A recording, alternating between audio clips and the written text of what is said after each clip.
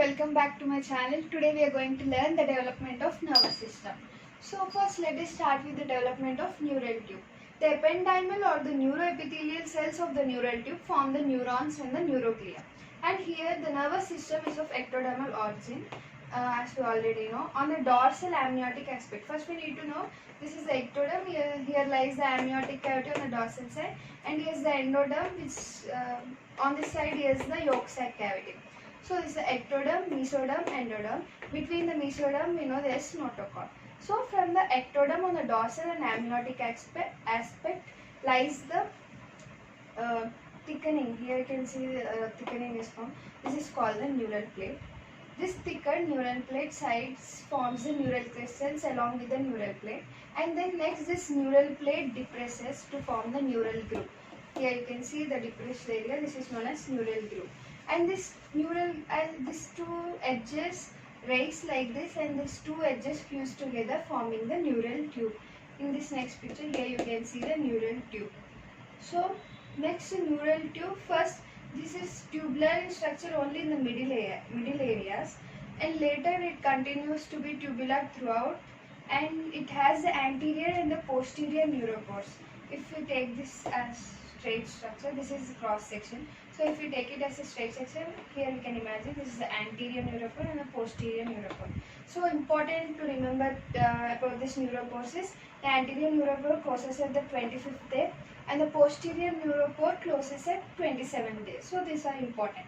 And next the cranial part. So this neural tube's cranial part has some bulges like this forming the brain, and the posterior or the caudal part forms the spinal cord. So the cephalic or cranial part forms the brain. The caudal or the this caudal part or the tail part forms the spinal cord. And next let us see about the brain. Brain forms in the direction of craniocaudal direction. Here you can see the three bulges formed: prosencephalon, mesencephalon, rhombencephalon. Forebrain, midbrain and hindbrain. So first like these bulges are formed in the cranial part, leading to the formation of brain. So first let us know about prosencephalon. Here you can see the prosencephalon is divided into two parts, that is the middle diencephalon and the outer telencephalon. The outer lining is called telencephalon and the middle part is called diencephalon. This diencephalon later forms the thalamus, hypothalamus, which we will learn next, and the telencephalon forms the cerebral hemisphere. Next the mesencephalon, that is the midbrain, remains as midbrain itself. And next the rhombencephalon, which is the hindbrain. The rhombencephalon is divided again into two parts, that is the metencephalon and myelencephalon. The metencephalon forms the pons and the myelencephalon forms the medulla oblongata. So these are very easy things, I think everyone knows. So next learn something about brain in detail later. Now next go to the neural crest cells. So all these things, and one more thing to remember is the flexures. The cervical flexure, here you can see the cervical flexure is between the rhombencephalon, that is the hindbrain, and the spinal cord. So this is the cervical. As the name says, you can remember it just like neck region. So it is between the rhombencephalon and spinal cord. And the one more flexure is the mesencephalic flexure. So mesencephalic, that is in mesencephalon and midbrain. So it is very easy to remember. And the next one is a pontine flexure. A pontine flexure is in the middle of the rhombencephalon. In the rhombencephalon there is a pontine flexure, but not in pons. So you need to remember it. Of course, pons is also a structure of rhombencephalon. So the pontine flexure is in the rhombencephalon, dividing it into metencephalon and myelencephalon. That is dividing the pons and the medulla oblongata. So the flexure name is pontine flexure. So once again let us repeat the flexures. The cervical flexure between the rhombencephalon and spinal cord, and the pontine flexure between the metencephalon and myencephalon, and next the mesencephalic flexure in the mesencephalon. And next the cavity of the telencephalon. Now let us learn about the cavities. The cavity of the telencephalon forms the lateral ventricle. So this is the telencephalon, its cavity forms the lateral ventricle, and the diencephalon cavity forms the third ventricle, and the midbrain, that is mesencephalon cavity, forms the aqueduct, cerebral aqueduct, and the rhombencephalon cavity forms the fourth ventricle. So all these ventricles, why they are formed? For the passage, for the flow and the passage of the cerebrospinal CSF, cerebrospinal fluid. So these are the cavities of the brain. So these all are very simple. So I have said it in a very fast mode. And next, let us learn about the neural crest cells. Here, now let us see the neural crest cells. Neural crest cells are the cells which also form along with the neural plate. Here you can see on the sides of the neural plate. They also form. Later when the neural tube is formed, here you can see, later when the neural tube is formed, even the neural crest cells are formed in the dorsolateral side of the neural tube. Next, these neural crest cells may not always lie there. They also migrate to different parts, forming different structures. So they may be in the postganglionic sympathetic neurons, and they may be as the Schwann cells, and they may be as the pia and arachnoid meatus, that is forming the leptomeninges, and they can be as the dorsal nerve root ganglion system. This dorsal nerve root ganglion, which we are going to learn in the spinal cord next. And even in the adrenal medulla as the chromaffin cells, which are present in the medulla of the adrenal gland, and next as the dendritic cells of the skin. So these are some the migration of the neural crest cells into different areas of our body. So this is about the neural crest cells. And also some neural crest cells may migrate as cranial nerves 5, 7, 8, 9, 10, and the sensory ganglia, and also as satellite cells. And they may also go to the enteric system as gastrointestinal system in like a parasympathetic nerves. So, and also as melanoblast pigment cells. So these are all some structures, and also there are also other structures related to neural crest cells like the dental papilla, odontoblast, substantia propria of the cornea, ciliary body muscles, semilunar walls, conotuncle, septum of heart. So these are some structures, and the clinical applications related to the neural crest cells are Hirschsprung, ganglionic megaplonon, aortic pulmonary septal defects, cleft lip, cleft palate, frontonasal dysplasia, neurofibromatosis, and tumors of adrenal medulla, and also albinism. So these are some clinicals related to neural crest cells. Now let us learn about the spinal cord. So before learning the spinal cord, we need to know the layers of the spinal cord. The innermost layer of the spinal cord is ependymal or matrix, and the next layer is the mantle layer, and the outermost layer forms the marginal layer. So once again let us revise it. The ependymal or matrix, the mantle layer, and the marginal layer. So these layers are also present in the brain as well, not only spinal cord. So we will learn that in the next details of other structures. So let us start the spinal cord. As we know, the spinal cord is a caudal part of the neural tube. That is continuation of the rhombencephalon. And it has a cavity in the dorsoventral cleft. The cavity in the central canal cavity in the dorsoventral cleft. And it has the lateral thick wall. Here you can see the lateral thick wall. And it has a roof and the floor. Here you can see the roof plate and the floor plate. So the roof is on the dorsal side and the floor is on the ventral side, and the floor is thin. And next, let us learn about how this original structure is formed. First, the sulcus limitans form in the middle like this. Here you can see these arrows which are representing the sulcus limitans. This sulcus limitans divides this into the anterior alar plate or the ventral alar plate and the posterior basal lamina. So this one we will need to, the sulcus limitans divides it into the posterior dorsal alar sensory part and the anterior ventral basal motor part. So I said here wrong, sorry. The sulcus limitans divide it into the anterior ventral basal motor part and the posterior dorsal alar sensory part. So between the two basal lamina, there appears a furrow in the midline. This is called as anterior median fissure. So in front there is a fissure. Here back is a posterior median septum. So back there is a septum and front there is a fissure. And next, the nerve cells of the mantle zone of the basal lamina. So where is the basal lamina? In the anterior ventral. So this is the basal lamina. The mantle zone of the basal lamina, the neurons The nerves of the mantle zone of the basal lamina form the neurons of anterior gray column. Here you can see this neuron formed by the anterior of the mantle zone of the basal lamina. And the mantle zone of the alar lamina forms the posterior gray column neurons. Here, they form the posterior gray column neurons of the second order. They are sensory neurons. And they form the ascending tracts. Ascending tracts are the tracts which move upwards to the brain, from the spinal cord to the brain. These are the ascending tracts which are of white matter fibers. They also form the interneurons. They are formed in the, but the ascending tracts are formed in the marginal layer. So this is important. And next, the dorsal nerve roots. Here you can see in the alar plate itself, there is a dorsal nerve root ganglion. This dorsal nerve root ganglion also has the neural crest cells, and it is present in the dorsolateral part. It is divided, its axons is divided into the central process. This is the central process and the peripheral process. So let us learn about the central process. The central process is in the dorsolateral aspect, and it has the dorsal nerve roots which synapse with the posterior gray column neurons. And the peripheral process. The peripheral process grow outward, forming the sensory components of the spinal nerve. They grow outwards and form the sensory. As we know, because alar plate is of sensory, so they form the sensory nerves of the spinal nerves. So that's about this.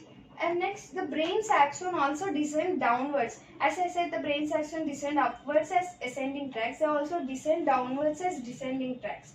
So the ascending and descending tracts are moving upward and downward, which are white fibers. These are also known as tracts of the central nervous system.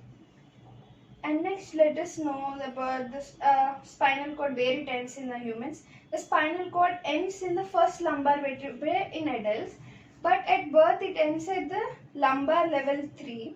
So these are important to remember. As in adults it ends at the lumbar level 1. It recesses down, recess of spinal cord, as it ends at lumbar. When it need to go to the coaxial or sacral nerves, it need to recess down to supply those areas. So this is important to remember. So this is about spinal cord, very easy process. Front basal part and back alar part. The basal part is motor and the alar part is sensory, and it is divided by the sulcus limitans. And one more thing which is important is this is the mantle layer. This is the marginal layer. So the marginal layer forms the white matter, and the mantle layer is inside by the grey matter. And here is in the middle the central canal, which is continuous with the fourth ventricle of the rhombencephalon. So even in the central canal, the CSF flows from the brain to the spinal cord. So these are connected in this way. And next, now let us learn about the medulla oblongata. So the medulla oblongata is formed from the myelencephalon part of rhombencephalon. As we already know, rhombencephalon is divided into metencephalon and myelencephalon. So the myelencephalon forms into the medulla oblongata. It is similar to the spinal cord development, and both alar and basal lamina are also present in this, but in the fourth ventricle. Here you can see this alar, basal. So what happens is they both just open up like book papers. As they both open up, these sides come to this sides. So the basal remains here and the alar comes this side. So the basal and alar coming this side. Basal, alar. And this central canal moves upward, and this central canal is here. So there are different nuclei forming around this. I will teach them next.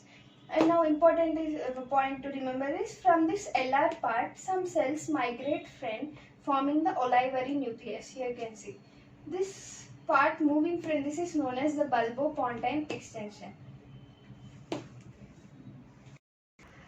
So as I explained you that there are different nucleus forming. So first let us learn about the medulla. There you know there are the somatic efferents, somatic visceral efferents, general visceral efferents. So these efferents means these are of basal lamina, and the general visceral efferent, somatic visceral efferent, general somatic efferent, special somatic efferent. These efferents are of alar lamina. So first let us learn about base. As I said, the basal lamina is inside and outside alar lamina. So basal lamina in the medulla form first of the somatic efferent forms the hypoglossal nucleus. And next, the special visceral efferent forms the nucleus ambiguus. And the general visceral efferents forms the dorsal nucleus of vagus. General visceral efferent forms okay, now this is all about efferents. Once again, let us repeat it. So somatic efferents. So once again, somatic efferents forms the hypoglossal nucleus. Somatic visceral efferent the nucleus ambiguus. General visceral efferent forms the dorsal nucleus of vagus. So this is about efferents, means of basal lamina. Now let us learn about efferents. So efferents are general visceral efferent forms the dorsal nucleus of vagus, and this is important. The general visceral efferent and general visceral efferent and efferent both form the dorsal nucleus of vagus, but the special visceral efferent forms the nucleus of tractus solitarius, also known as nucleus of solitary tract. And the general somatic efferent forms the chief nucleus of trigeminal nerve nucleus, and the special somatic efferent forms the vestibulocochlear nerve. So this you can also find in your textbook. So I prefer all of you to read it by yourself. It is very easy topic. So just you need to remember that the basal is related to efferents and LR is relevant to the efferents. So if you remember this, you can just learn about this different nucleus. So this is about medulla. Here you can see the hypoglossal nucleus. Come to here, can you see hypoglossal nucleus, which is of the somatic efferent. So here somatic efferent, hypoglossal nucleus of here. So here you can see this hypoglossal nucleus. And next we have the nucleus ambiguus. Here you can see the nucleus ambiguus. And next one, this nucleus ambiguus is of somatic visceral efferent. And next you can see the dorsal nucleus of vagus. Here you can see the dorsal nucleus of vagus. This is the dorsal nucleus of vagus. This dorsal nucleus of vagus is of general visceral efferent, and also general visceral efferent. General visceral efferent also dorsal nucleus of vagus, and so somatic visceral efferent is tractus solitarius or nucleus of solitary tract. So nucleus of solitary tract. And next, general somatic efferent. General somatic efferent is trigeminal. So here you can see the trigeminal spinal nucleus of the trigeminal. And next, the special somatic efferent, that is the vestibulocochlear. You can see the vestibulocochlear. So these all are the nucleus of the medulla. Now let's start pons. Pons is in the ventral part of metencephalon, that is of rhombencephalon. It also has contributors from the LR lamina of the myelencephalon, because you know it is above the medulla oblongata, so it also has some contributions from the LR lamina of myelencephalon, that is from the bulbopontine extension. Here you can see the bulbopontine extension. This bulbopontine extension in the medulla oblongata, as it is moving ventrally from the LR lamina, forms the olivary nucleus, and in the pons here you can see it forms the pontine nucleus. Pontine extension, the pontine nucleus is formed in front, as in medulla oblongata the olivary nucleus is formed, and the fibers from this go transversely form from the middle cerebral peduncle. You know, from pons there are peduncles to the cerebellum, which forms later side of this. So there is a superior peduncle, middle peduncle and inferior peduncle. So the middle peduncle is formed from pons side. And next, the LR lamina, as we know, here lies the LR and here basal. So the LR lamina has a sensory cranial nerve nuclei, and also the basal have the motor. So as basal is motor, LR is sensory. They both nuclei lie in the dorsal tegmentum part of pons. Actually, this is the tectum and this is the tegmentum. So they lie in the tegmentum of the pons. All these LR nuclei and the basal motor cranial nerve nuclei, they lie in the tegmentum of the pons. And next, the corticospinal, corticobulbar and corticopontine. Those are the fibers which are moving from corticospinal, means from cortex, that is from cortex to the spinal cord, and next the corticobulbar means from cortex to the medulla, and the corticopontine means from cortex to pons. So all these structures also pass through the pons. That's it. Let us learn about midbrain. Midbrain is divided into the frontal tegmentum part and the dorsal tegmentum part. The midbrain is from mesencephalon, as we know, and aqueduct passes through it. It has a nuclei of the basal lamina forming the oculomotor nucleus, trochlear nucleus, Edinger-Westphal nucleus. So oculomotor nucleus lies here. You can see this is oculomotor, and the trochlear nucleus, and also the Edinger-Westphal nucleus. And the LR lamina forms the colliculi cells. These are the colliculi cells. Colliculus is divided into the superior colliculus and inferior colliculus. Superior colliculus is responsible for our visual pathway, and the inferior colliculus is responsible for our auditory processes. And next we have ventrally the red nucleus and substantia nigra. See, ventrally we have red nucleus and substantia nigra. And the marginal layer forms a crus cerebrae. Crus cerebrae is which what? As I said, the corticospinal, corticobulbar, corticopontine, those fibers as they are crossing, they form a swelling here. This is known as crus cerebrae, which is present in our midbrain. And next we have this crus cerebrae is also called as basis pedunculi. That's it about the midbrain. Cerebellum is formed on the dorsolateral part, which is of alar lamina, on the dorsal lateral sides of the pons. It has a two primordia. This the right and left, they fuse in the midline.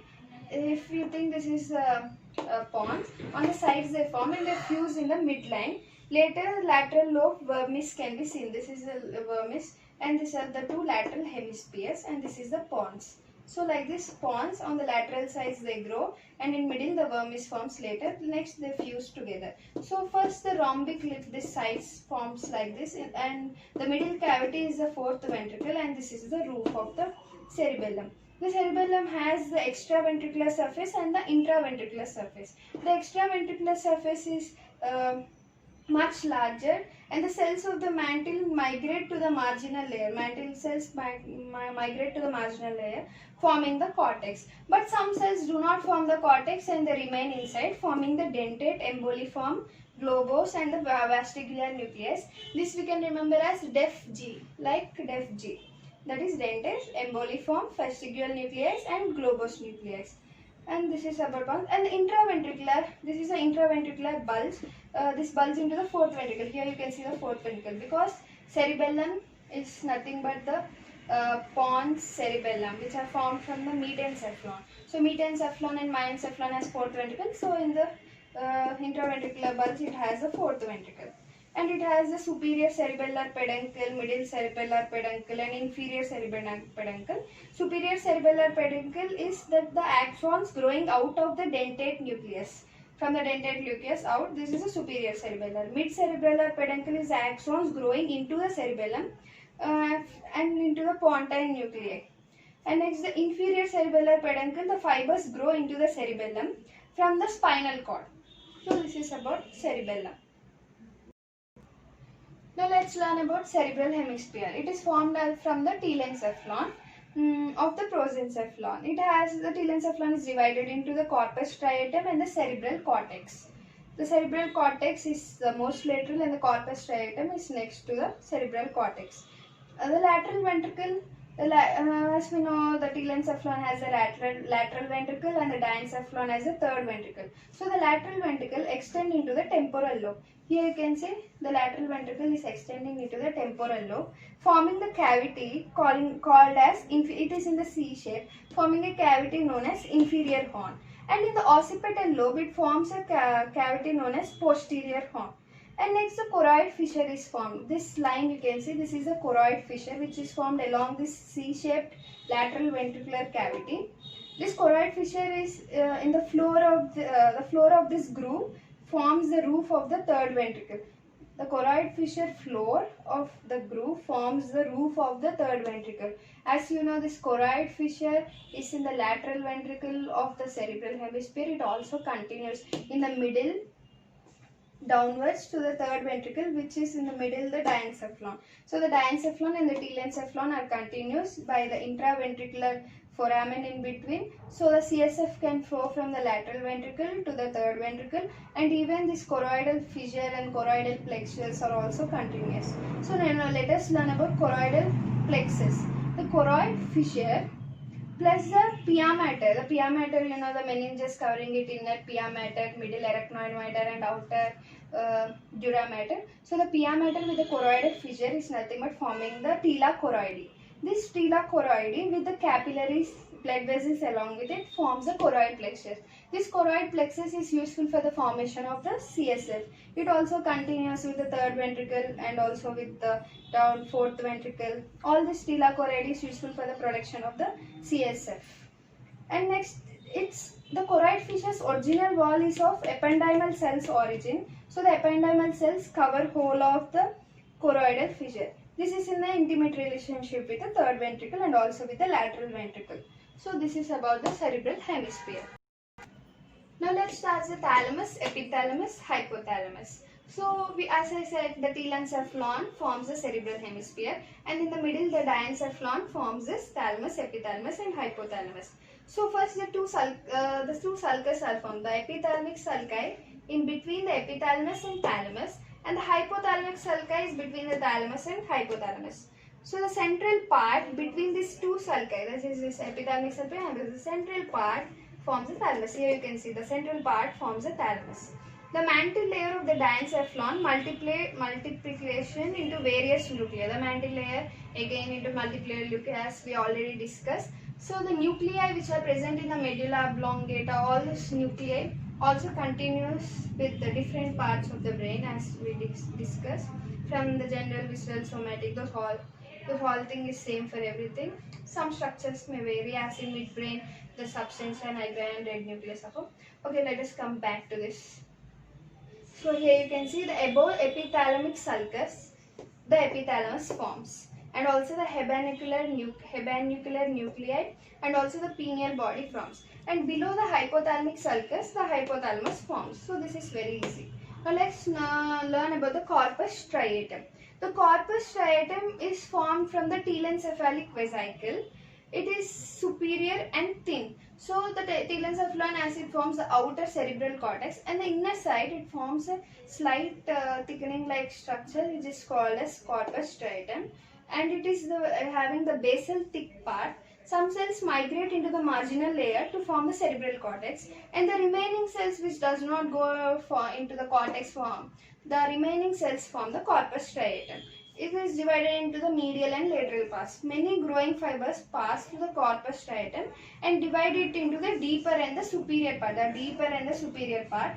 The deeper part forms a caudate nucleus. So this is the internal capsule of the corpus striatum dividing into the deeper caudate nucleus and the superficial or superficial lentiform nucleus. Again, this lentiform nucleus is divided into the putamen and globus pallidus. So this is about the corpus striatum. And next, let us learn about the cerebral cortex. The cerebral cortex is formed by the migration of cells from the mantle layer to the marginal layer, and it has a cortex. Its cortex become thickened and has some foldings called the sulcus and gyri. If we see the external structure in the gross anatomy, we can see the sulcus and gyri of the brain. And it also has the insula, which is a slow growing part, and gradually it is overgrown by some adjacent areas called as opercula of insula. And next, the cerebral cortex has a three cortex. Again, it is divided into three important cortex. That is the hippocampal cortex. Here you can see the hippocampal cortex. Next to it is the piriform cortex, which forms here piriform cortex. Piriform cortex is next to the corpus striatum. So this is the corpus striatum, the next part here is the piriform cortex. And the neocortex is the whole of the cerebral cortex. It is the most important and the superior. It is divided into superior, lateral, medial. And the cortex of the inner surface excluding the piriform. Excluding the cortex of piriform, everything is the neocortex. And next, now let us see about the hippocampal cortex. The hippocampal cortex contains the hippocampus and the indusium gyrosum. Here you can see. This is the hippocampal cortex. Next, the piriform cortex. This will be the piriform cortex, which is next to the corpus striatum. It has olfactory sensations. Here, actually, the olfactory tract and olfactory bulb is present. So it receives the olfactory sensations through it. And the next to it, the piriform cortex is formed into uncus and anterior parahippocampal gyrus. These are formed next to it. And the hippocampal cortex separated from the fissure by the corpus callosum. Here you can see what they are saying. The hippocampal cortex. This is the hippocampal. It is separated from the fissure. That is the choroidal fissure by the corpus callosum. Here the corpus callosum. You can see corpus callosum. And that part is rudimentary. The rudimentary part is the indicium gyrosum. And the lower hippocampus, near lower to the hippocampus, here you can see the dentate gyrus is formed, which moves to the inferior horn of the lateral ventricle. Here you can see, as we said already, the inferior horn is formed in the temporal lobe. So near to the inferior horn in the temporal lobe, this dentate gyrus is formed here. So this is all about the cerebral cortex. Next, let us see the white matter of the cerebrum. It has the axons of the cortical cells which may grow in the same or opposite direction. They grow downwards to the brainstem and the spinal cord. The axons connect to the basal ganglia. That is, basal ganglia is also nothing but the corpus striatum, and it also connects with the hypothalamus, cortex, and grow from the brainstem to the spinal cord. So all these things are used. The white matter is nothing but it acts like a connecting bridge to the inner medulla and not inner medulla, inner structures and the outer cortex structures. So this white matter is helpful in that. And it has a thickened the cranial end of the prosencephalon has a lamina terminalis. So the anterior neuropore is nothing but where it is closed in the 25th day. That is nothing but the lamina terminalis. It is the anterior wall of the third ventricle, and it is thickened by the commissural plate. First, the commissural fibers are formed from the anterior commissure, and later the hippocampal commissural is formed, which is lateral to the corpus callosum, and which is anterior to the diencephalon. Other commissures are formed like optic chiasma, habernacular commissure, and posterior commissure. So this is all about this. And next, let us learn about anomalies. The anomalies are the post-rachititis, that is, all neural tube may remain unclosed. Anencephaly, that is, the neural tube is open in the cephalic region. Non-closure at the caudal end is called the spina bifida, and the non-fusion of the neural tube and the bones is called neural tissue and outside of the cranial cavity. This is called encephalocele in brain, and in spinal cord myelocele. Defect in the overlying bones, neural tissue is covered by a bulging skin or the membrane. This is called meningiomyelocele. If only the membrane is bulging, this is called the meningiocele. And there are also congenital hydrocephaly, which is abnormal because of CSF accumulates and the ventricle size increase, and this is leading to the large head in the infant, and also the fluid degenerate. And if the enlargement of the spinal cord, this is called hydromelia, and if the central canal is abnormal, this is called syringiocele. And if too small brain, microcephaly, too large brain, macrocephaly. In posterior cranial fossa, cerebellum may show defects, enlargement. This is called Dandy-Walker syndrome. And if stenosis or malformation of cerebral equident, this leads to the obstruction of the CSF4, and there may be the faulty cerebral cortex development. This may lead to, if the cerebral cortex is formed defect form, then it is leading to impaired intelligence and congenital paralysis, and also absence of corpus callosum, that is the biggest fiber which connects the right and left side of the brain. So if the corpus callosum is absent, it may also lead to some anomalies.